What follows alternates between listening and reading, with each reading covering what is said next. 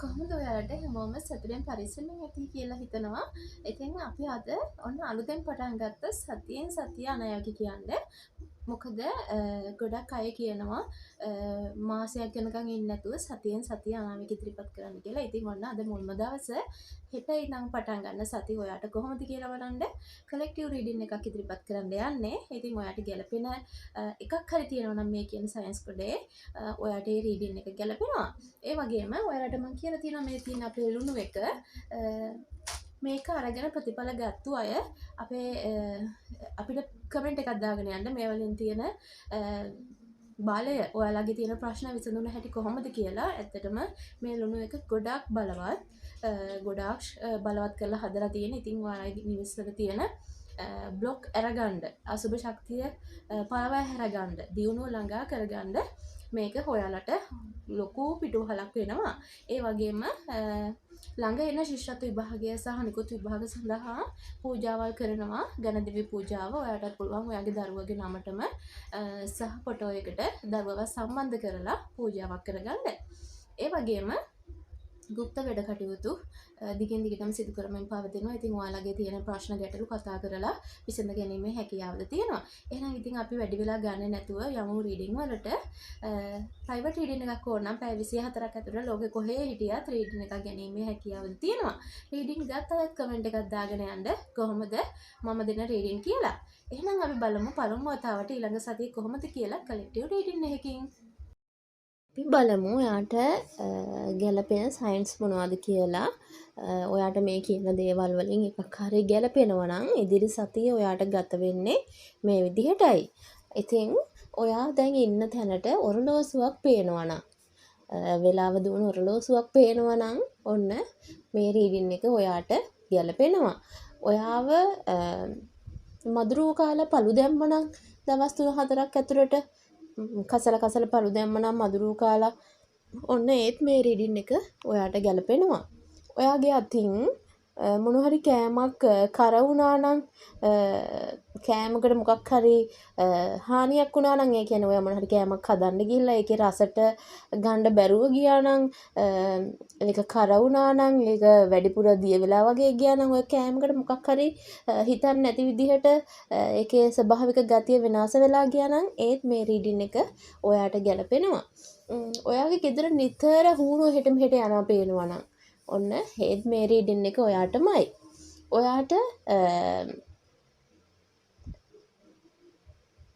ඔයාට මේ සතිය ඇතුළත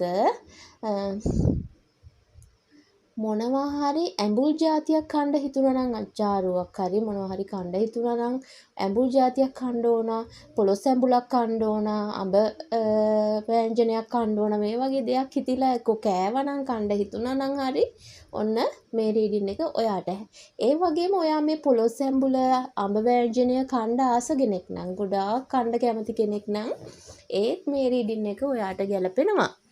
ඔයා සාරිය අඳින්න දන්නේ නැති කෙනෙක් නම් ඔයා සාරිය තනියෙන් ඇඳගන්න දන්නේ නැති කෙනෙක් නම් ඔන්න ඒත් මේ රීඩින් එක ඔයාට ගැලපෙනවා. ඔයාගේ ගෙදර සමනල්ලු නිතර පේන්න ඉන්නවා නම් කහ පාට සුදු පාට සමනල්ලු නිතර ගැවසෙන ගෙයක් නම් ගේ ඇතුලේ නෙමෙයි ඔයාගේ මල් වත්තේ වෙන්න පුළුවන් ඉඩ තියෙන ප්‍රදේශයක එළියේ සමනල්ලු ඔයාට පේන්න ඉන්නවා නම් ඔන්න මේ වෙලාවෙ නෙමෙයි මම කියන්නේ ඔයාට ඔයාගේ නිවසේ මේ වගේ දේවල් වෙනවා නම් සමනලින් දකින්න ලැබෙනවා නම් එළියට බහැපුවාම උදේ වරුවේ දවල් වරුවේ වගේ මේ රීඩින් එක ඔයාට අනිවාර්යෙන් ගැලපෙනවා. ඒ වගේම ඔයා ඉන්න තැන ඉඳලා මීටරයක් වගේ දුරින් වීදුරු දාපු යමක් තියෙනවා නම් එක ග්ලාස් එකක් වෙන්න පුළුවන්, ගෙදර ජනෙල් වෙන්න පුළුවන්, ඩෙසින් ටේබල් එකක් වෙන්න පුළුවන්, වීදුරුවක් තියෙන ටීවී එකක් වෙන්න පුළුවන්, මේ ඕනම දෙයක් වෙන්න පුළුවන්. ඔයා ඉන්න තැන ඉඳන් මීටරයක් විතර දුරින් තියෙනවා නම් ඒත් අනිවාර්යෙන් මේ රීඩින් එක ගැලපෙනවා. ඉතින් ඔය දේවල් වලින් එකක් හරි ගැලපුණා නම් මේ කියන්නේ ඔයාගේ ඉදිරි සතිය ගැනයි. අපි බලමු කොහොමද ඔයාගේ හෙටින් පටන් ගන්න අලුත් සතිය ගෙවෙන්නේ කියලා. ඇත්තටම හෙටින් පටන් ගන්න අලුත් සතියේ විශේෂ ආරම්භයක් කියලා කියනවා. ඔයා මොකක් හරි ප්‍රශ්නක හිටියනම් ඒක අමතක කරලා දාලා නැගිටින සතියක් කියලා කියනවා. ඒ වගේම කවුරු හරි කතා නොකර හිටපු කෙනෙක් සතිය මැද වගේ වෙද්දි නැවතත් ඔයත් එක්ක කතා කරන්නයි කියලා කියනවා. මෙයා වටපිටාවේ කෙනෙක්, පවුලේ කෙනෙක්, ආදරය කරපු කෙනෙක්, මේ කවුරු හරි කතා නොකර කාලයක් හිටපු කෙනෙක් ඔයාව මූණට මුණ ගැහිලා හරි ටෙලිෆෝන් එකෙන් හරි ඔයත් එක්ක නැවත කතා කරන්න එනවා කියලා කියනවා. ඒ වගේම ඔයාගේ මුදල් සම්බන්ධ යම් විශේෂ සිද්ධියක් වෙන්න තියෙනවා. ඒ කියන්නේ ඔයා එක්ක ඩිපෝසිට් දාපු මුදලකින් මොකක් හරි ගන්න තීරණය කරයි, නැත්තම් එකතු කරපු මුදලක් ඩිපෝසිට් දාන්න තීරණය කරයි, මොනවා හරි ඔයාගේ ලොකු මුදලක් සම්බන්ධ දෙයක් පෙන්නුම් කරන ලබන සතියේ ඉඩමක් ගන්නවා වෙන්න පුළුවන්, වාහනයකට යොමු කරනවා වෙන්න පුළුවන්, බිස්නස් එකට ආයෝජනය කරනවා වෙන්න පුළුවන්. සාමාන්‍ය මිනිසෙක් විදිහට ගොඩාක් මිල මුදල් නැති කෙනෙක් නම් ඔන්න කීය හරි එකතු කරලා තමුන්ට රත්තරන් බඩුවක්, ගෙදරට වටින බඩුවක් ගෙනවා වෙන්න පුළුවන්. ඔන්න මේ වගේ දෙයක් වෙන්න පුළුවන් හෙටින් පටන් ගන්න සතිය ඔයාට. ඒ වගේම ඔයා දිහේ බලාගෙන ඉන්නවා ඔයාට හරියනවට ඉරිසියා කෙනෙක්. මෙයා ඔයාගේ පවුලෙම කෙනෙක්. ඔයාගේ අම්මගේ පැත්තේ කෙනෙක්. අනිවාර්යෙන් මේක බලන කෙනාගේ අම්මගේ පැත්තේ කෙනෙක් ඔයාට ගොඩාක් ඉරිසියා කරනවා. එයා ඔයත් එක්ක කතා කරන්නේ උනත් අඩුවෙන්. ඔයාට තියෙන දේවල් ගැන එයාට හරිම ඉරිසියයි. ඔයාට දේපල නැති කෙනෙක් නම් ඔයාගේ රූපය ඇති. ඔයා ගොඩක් ලස්සන කෙනෙක් වෙන්න ඇති. ඔයා ආකර්ෂණය අතින් ඉතාම ඉහළින් ඇති. ඉතින් මේ දේවල් වලට ඒ කෙනා ඉරිසියා කරනවා.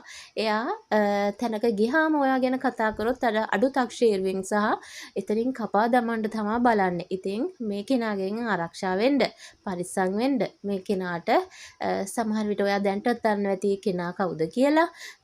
මෙයාට ඔයාගේ වටිනම දේවල් කියන්න එපා. ඔයා ඉදිරියට කරන්න ඉන්න සුබ දේවල් කියන්න එපා. එයාගේ කනට යන්න තියන්නත් එපා. මොකද ඊවල් අයක කියන්නේ අපේ ජීවිතයට ගොඩක් බලපෑම් ඇති කරන, අපේ ඕරක ඩැමේජ් කරන දෙයක්.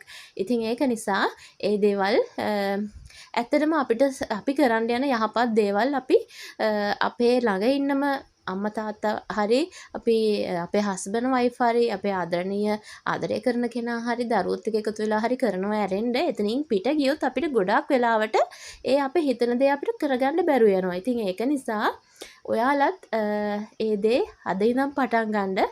හොඳ දෙයක් ඔයාගේ ජීවිතේට කරන්න යනවා නම්, වෙන්න යනවා නම් ඔයා ඒ දේ සිද්ධ වෙනකන් කාටවත් කියන්න එපා.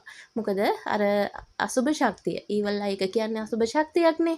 අස්වහකටවහ කියන්නේ. ඉතින් ඒ දේවල් වලට පුළුවන් අපිට ලැබෙන්න තියෙන දේ අත ළඟට ඇවිල්ලා නැති කරලා දාන්න. ඒක නිසා අද ඉඳන් ඒ දේ මතක තියාගන්න. ඒ වගේම ඔයාගේ පපුව ආශ්‍රිත, උගුර ආශ්‍රිත රෝග ඇති වෙන්න පුළුවන්. සෙම, හතිය, හුස්ම ගැනීමට අපහසුතා, මේ ඔක්කොම ඇති වෙන්නේ සෙම කෝප වීමෙන්. ඉතින් සීතල කෑම කන්න එපා. ඒ වගේම තමුන්ගේ ජීරණ පද්ධතිය ශක්තිමත් කරගන්න ඔයාලට මම කියලා දීලා තියෙනවා කහ පානය කරන්න කියලා. ඉතින් ඒ දේවල් කරලා, මොකද අපිට සෙම ඇති වෙන්නේ උගුරේ පපුවේ උනාට ඒ දේවල් හැදෙන්න බලපාන්නේ අපේ ජීරණ පද්ධතිය. ජීරණ පද්ධතිය අක්‍රිය වීම තමා ඒ කියන්නේ ඒකට අවශ්‍ය ජීරණ පද්ධතිය තියෙනවනේ යම් අපේ ශරීරයේ තියෙන විස බීජ නසන යම් සූත්‍ර ජීවීන් කොට්ටාස ඉන්නවා. අපි කන කෑම බීම, අපි එළියෙන් ගන්න කෑම බීම වලින් මේ දේවල් අර අනවශ්‍ය කෑම බීම ගැනීම මේ දේවල් මැරිලා යනවා. එතකොට අර අනවශ්‍ය දේවල් ඉහළට ඇවිල්ලා සෙම තත්වය පපුවට දෙනවා. ඉතින් එතකොට අපිට සෙම අමාරු හැදෙනවා. නැත්තම් අර සෙම පපුවේ හැදෙනවා කියලා දෙයක් නැහැ. ජීරණ පද්ධතිය අඩපණ වීමෙන් ඒකේ යම් රෝග ඇතිවීමෙන් තමයි අපිට සෙම තත්ත්වය ඇති වෙන්නේ. ඉතින් ඒක නිසා මේ තත්ත්වය ගැන බලන්න. මොකද නැත්තම් හුස්ම ගන්න අපහසුයි, ඇදින්න වෙනවා හතිය. ඒක නිසා අනිවාර්යෙන් අර මම කියලා දීලා තියෙන කහ එක ඔයාලා දන්නේ නැත්තම් ගෙදර තියෙන කහ තේ හැදි කාලක් වතුරකට දාලා, සාමාන්‍ය උණු වතුරට හරි එල් වතුරට හරි කමන්නේ දාලා උදේම තමුන් කන්න බොන්න ඉස්සෙල්ලා හිස් බඩ පානය කරනවා නම් හොඳයි. ඒකට ගම්බිරි ටිකකුත් එකතු කරලා බොනවා නම් තවත් හොඳයි. ඉතින් අපි දන්න සිංහල ආයුර්වේද ක්‍රම ඉදිරියට කරගෙන යන්න කියලා ආදරෙන් ඉල්ලනවා. ඉතින් මේ රීඩින් එක ඇතුලේ කාලේ ගියා එක ගැනත් කියන්න, ඒකට බහින්න එපා. ඒ වගේම ඔයාගේ දත් කැක්කුම් දත් කැක්කුම් දතක් ගැලවීමක් දතක් පිරවීමක් වගේ දෙයක් වෙන්නත් පුළුවන් ලබන සතියේ ඔයාට කොහේ හරි ආරාධනාවක් ලැබෙන්න පුළුවන් පුංචි උත්සවයකට හරි එක්කෝ වෙඩින් එකක් නැත්නම් ඇනිවර්සරි එකක් උපන්දිනයක් මේ ඕනම දෙයකට මොන හරි පොඩි සැමරීමක් යාළුවෝ එකතු වෙලා නෑදෑයෝ එකතු වෙලා මොකේකට හරි අර රස කැම බීම ටිකක් කාලා බීලා එන්න පිරිස අතරට ගිහිල්ලා මේ වගේ දෙයක්ත් ලබන සතියේ වෙන්න පුළුවන්. ඉතින් ඒ වගේම කියනවා ඔයාගේ ඩ්‍රයිවිං ලයිසන් ඔයා ඩ්‍රයිව් කරන කෙනෙක් නම් ලයිසන් එක අලුත් කරලාද එතකොට වාහනයට අවශ්‍ය සියලුම දේ පරීක්ෂා කරලා බලන්න ඒ දේවල් කාලෙට හරියන්න අලුත් කරගන්නද කියලා ඒ වගේම වාහනේ පදින්න කලින් තේල් තියෙනවද ඒක පැදගෙන යන්න පුළුවන් යථාර්ථය තියෙනවද කියලා ඒ ගැනත් හොඳට බලන්න මොකද ඒ වගේ එක්කෝ කාලය නාස්ති කිරීමක් ඔයාගේ වාහනය මග නතරවීමක් නැත්තං ඔයාව පොලිසියෙන් අල්ලලා ඔයාගේ ඒ දේවල් කල්ලිකුත් වී තිබීමක් නිකන් නිකරුණේ කාලය සහ මුදල් නාස්තිවීමක් වෙන්න පුළුවන් අනිවාර්යෙන් ඔයා වාහන පදින කෙනෙක් නම් ඔයාගේ වාහනය ගැන සහ ඊට අදාළ සහතිකපත් ගැන සතිය පටන් ගන්න කලින්ම බලලා තියාගෙන ඒ දේවල් කලිකුත් වෙලා නම් ඔන්න සතිය පටන් ගන්න මුල් දවසේම ඒවා යථා තත්ත්වයට පත් කරගන්න මතක තියාගන්න. ඉතින් ඔන්න අලුත් පටන් ගන්න සතිය ගැන ඉදිරිපත් වෙන අනාවැකි ටික තමයි ඔයාට ඉදිරිපත් කරේ. අපි සතියෙන් සතිය අනාවැකි ඉදිරිපත් කරන්න පටන් ගත්තේ හැමෝම ඉල්ලනවා මාසේ අනාවැකි විතර නෙමෙයි සතියෙන් සතිය අනාවැකි කියන්න කියලා. ඉතින් ඒක නිසා ඔන්න අද ඉඳන් පටන් ගත්තා සතියෙන් සතිය අනාවැකි දාන්න. එහෙනම් ඔයත් තව මගේ channel එකට අලුත් කෙනෙක් නම් channel එක subscribe කරලා bell එකත් click කරලා තියාගන්න.